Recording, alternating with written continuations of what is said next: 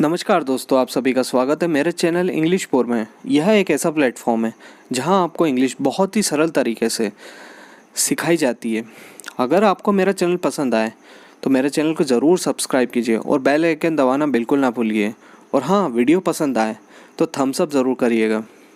पिछली वीडियो में हमने बताया था कि काल कितने प्रकार के होते हैं, उन कालों के प्रकार का कितने सब डिवीज़न होते हैं।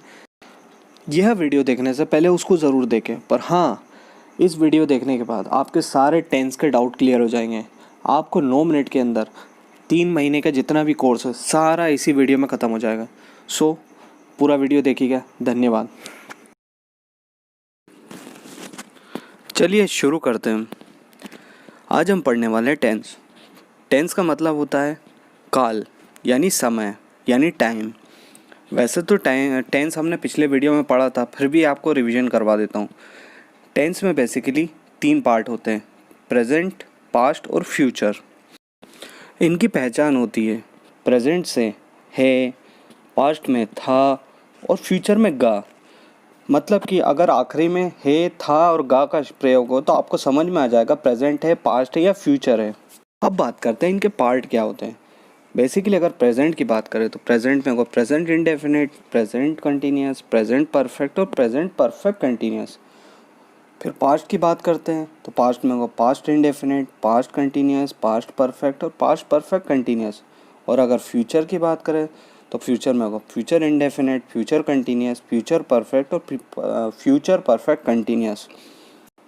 वैसे तो 3 ही काल होते हैं, प्रेजेंट, पास्ट और फ्यूचर। अगर इनको समझना हो तो इनके 4 पार्ट होते हैं, पास्ट के 4, प्रेजेंट के 4 और फ्यूचर के 4। अगर और सरल भाषा में आपको समझाना हो तो ये समझाता हूँ। गांव में एक बुजुर्ग रहते हैं जिनका नाम टेंस है। उनके 3 पुत्र हैं, प्रेजेंट, पास्ट और फ्यूचर। और इन प्रेजेंट के भी 4 लड़के हैं, पास्ट के भी 4 लड़के हैं और फ्यूचर के भी 4 लड़के हैं। कुल मिला के तीसरी जनरेशन के 12 लड़के हो जाते हैं। ठीक है।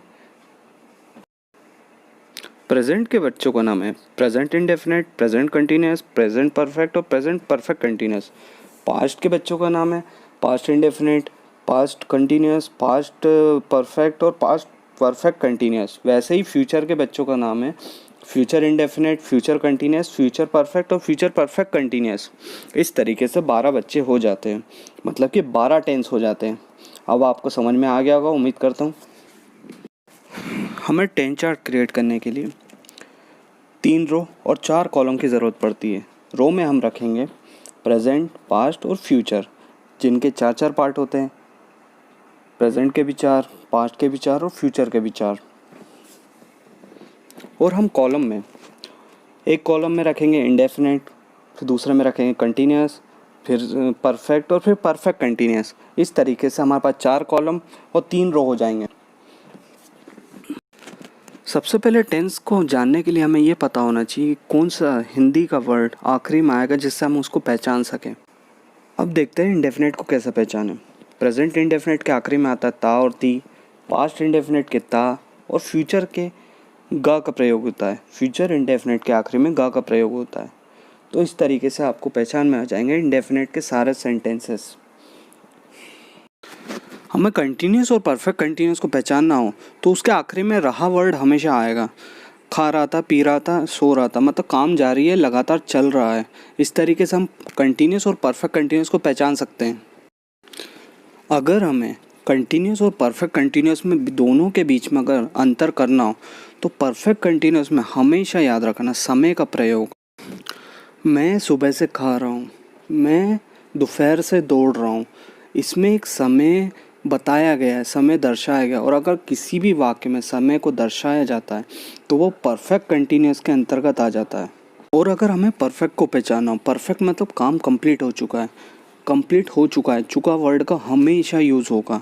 अगर आपको देखना हो तो पास्ट, प्रेजेंट और परफेक्ट में चुका है वर्ड का यूज़ होगा तो समझ लीजिएगा वो परफेक्ट के अंतर्गत आ जाता है। अब कंटिन्यूस परफेक्ट और परफेक्ट कंटिन्यूस में अंतर समझ लेते हैं। उदाहरण से, मैं फुटबॉल खेल रहा हूँ, ये आ जाएगा कंटिन्यूस में क्योंकि काम चल रहा है। मैं फुटबॉल खेल चुका हूँ, मतलब ये कंप्लीट हो चुका है, परफेक्ट का सेंटेंस है। और मैं सुबह से फुटबॉल खेल रहा हूँ, ये परफेक्ट कंटिन्यूस के अंतर्गत आ जाएगा।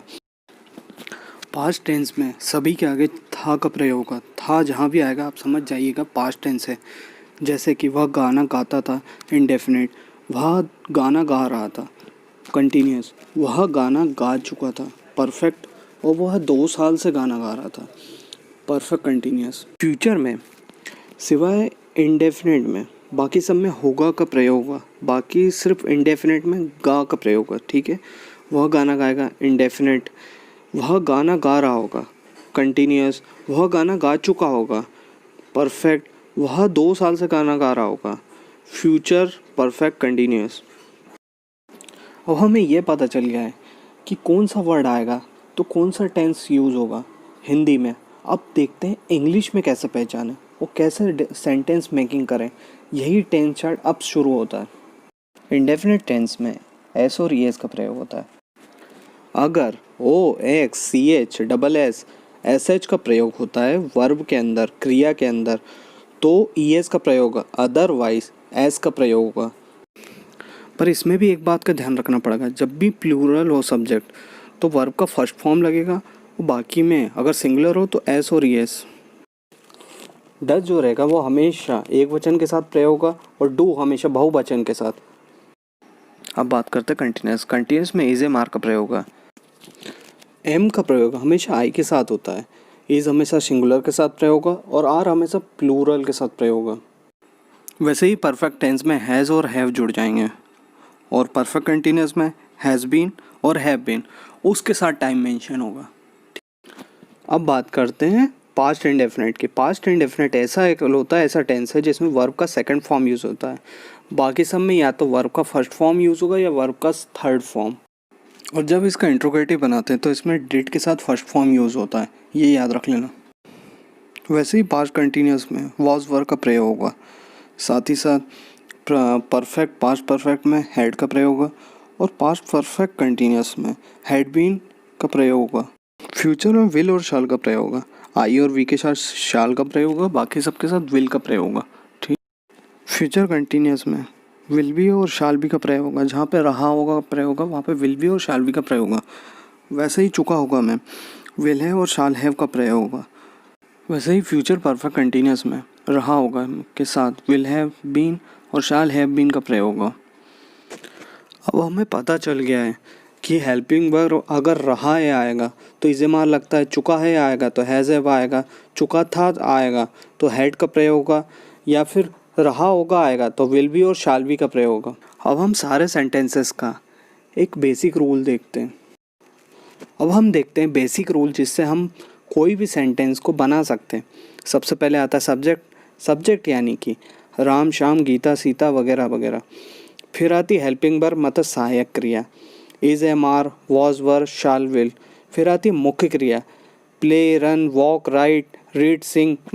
दौड़ना भागना हंसना बोलना ये सभी क्रियाएं हो जाती हैं। फिर उसके बाद आता है ऑब्जेक्ट। ऑब्जेक्ट यानी वस्तु, किस वस्तु से वो कार्य हो रहा है।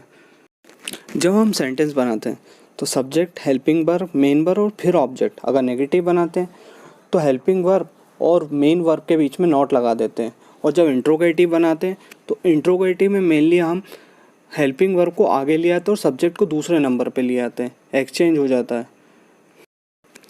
अब आपको बता ही दिया है कि हेल्पिंग वर्ब कैसे लिखी जाती है। चुका है आएगा तो हैज़ हैव का प्रयोग करा जाएगा, रहा है आएगा तो इज एम आर का, रहा था आएगा तो वॉज वर का, चुका था का हैड आएगा, और चुका होगा तो विल हैव और शाल हैव का प्रयोग होगा।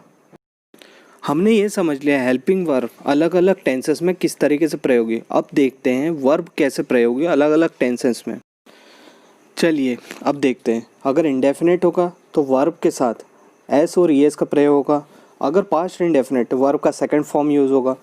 अगर फ्यूचर है तो वर्ब का फर्स्ट फॉर्म ही यूज़ होगा फ्यूचर इंडेफिनिट में। कंटिन्यूस में मेन वर्ब के साथ आईएनजी का प्रयोग होता है, चाहे वह प्रेजेंट कंटिन्यूस हो, चाहे पास्ट कंटिन्यूस हो, चाहे फ्यूचर कंटिन्यूस हो। अब जहाँ भी परफेक्ट आएगा वहाँ वर्ब का थर्ड फॉर्म यूज़ होगा। वैसे ही परफेक्ट कंटिन्यूस के अंदर भी मेन वर्ब के साथ आईएनजी का प्रयोग होगा। अगले वीडियो में हम 12 टेंसेस का पॉजिटिव, नेगेटिव और इंट्रोगेटिव सेंटेंस बनाना सीखेंगे उनके रूल्स के साथ। तो हमें सब्सक्राइब करना ना भूलिएगा। Thanks for watching guys. Thank you.